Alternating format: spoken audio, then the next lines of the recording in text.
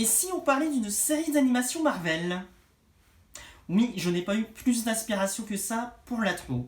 En même temps, quand on voit la série, voilà.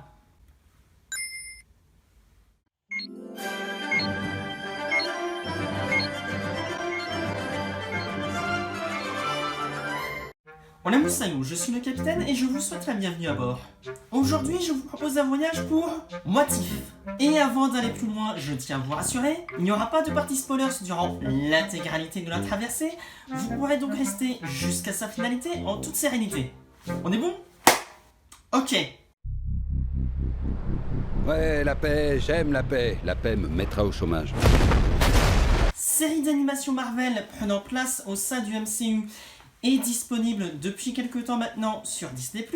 La série raconte en gros ce qui aurait pu se passer si un événement dans un film se serait passé différemment. Et grosso modo, chaque épisode, c'est ça. Un événement dans un film est différent de ce qu'on a eu dans les films. Et on va essayer de voir ce que ça aurait pu donner le temps d'un épisode. Alors, ça sera un peu plus complexe que ça, notamment à la fin. Et je vais en rester là concernant l'histoire. Parce qu'honnêtement, il n'y a pas grand chose de plus à raconter à ce niveau.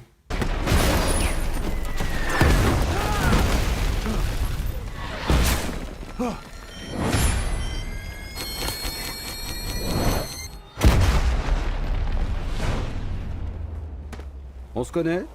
Et vous l'aurez compris avec la miniature de ce voyage, je n'ai pas spécialement aimé cette série. En même temps, ces derniers temps, j'étais un peu trop gentil avec Disney. Donc, qu'est-ce que je n'ai pas aimé dans cette série? Déjà, l'animation. Oui, je sais, c'est paradoxal venant de moi, mais je trouve qu'avec cette animation, Marvel s'est planté. À force de vouloir trop ressembler au live action, la série se perd dans son identité et en devient trop timide malgré ce que l'animation aurait pu proposer. Et c'est ce qui me frustre le plus avec cette série. Disney sait encore y faire en termes d'animation, encore plus en termes de série. Il n'y a qu'à voir Star Wars Vision ou encore The Whole House pour s'en rendre compte. Mais on parle de Marvel et à force de vouloir trop faire du Marvel, la formule en vient à se copier elle-même. Et c'est dommage. Parce que l'animation peut proposer des choses supérieures au live action. On n'a plus le côté effets spéciaux. On peut faire des scènes d'action grandioses, avec moins de moyens, pour peu qu'on y mette les bonnes personnes. Et le MCU se prête à l'animation. Il n'y a qu'à voir les comics et ce que ces derniers peuvent accomplir avec les mêmes histoires, ou en tout cas avec les mêmes bases, pour s'en rendre compte. Mais il faut croire que Marvel aime se contenter du minimum syndical, et il faut croire que ça marche vu que la plupart des gens ont visiblement aimé cette série, et j'ai du mal à voir en quoi. Et si certaines idées peuvent sembler intéressantes sur le papier, elles n'arrivent pas à être exploitées à leur maximum ici, notamment à cause de la durée des épisodes. On dira ce qu'on voudra de la série Loki, mais au moins elle a essayé de se baser sur le même concept, sur une plus grande durée, et c'est tout à son honneur.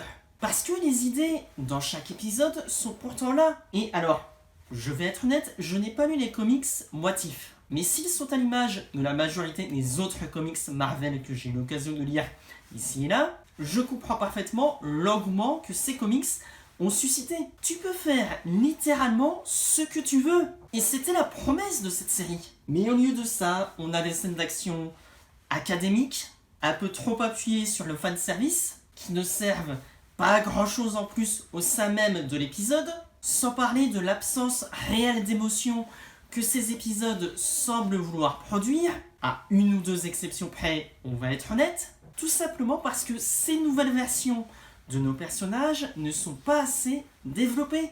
Et c'est dommage. Le temps.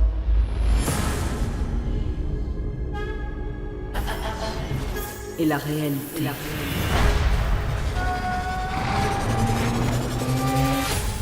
Sont interchangeables. Et c'est d'autant plus frustrant que, vers la fin, on sent qu'ils ont essayé de mettre les moyens en termes de mise en scène. Mais comme on n'a pas réussi à être attaché à ces personnages, Les scènes d'action n'ont pas eu les mêmes saveurs qu'on aurait dû avoir si en amont le scénario avait été mieux travaillé et n'avait pas été mis au service du fan service. Et encore une fois, c'est dommage. Vous en ressortirez avec une impression de perte de temps. Encore plus que pour d'autres séries, parce que là, la promesse était intéressante encore une fois. Où est-ce qu'on a envie d'être? C'est ça la grande question. Chaque univers est différent. Et chacun d'eux est unique. Et donc, si je devais noter cette série... Voilà. Désolé série, mais tu n'auras pas mieux pour moi.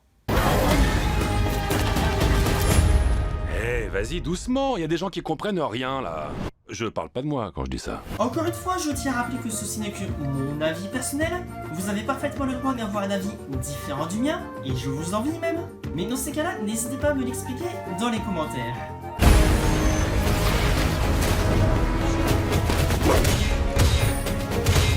Qui êtes-vous? Je suis Captain Carter. Bref, c'était le Capitaine Critique qui vous parlait depuis 5 minutes et qui vous dit... à bientôt pour une nouvelle traversée. Scheiße! Je suis le gardien. J'observe tout ce qui transpire de la réalité. Mais je n'ai pas le droit d'intervenir. Ok, il va falloir se la jouer freestyle.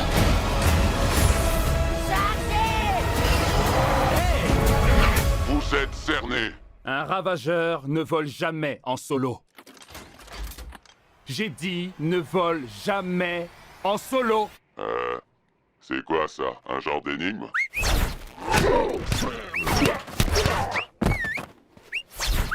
J'étais pas hyper rassuré. Un voyage dans l'inconnu pour répondre à l'ultime question.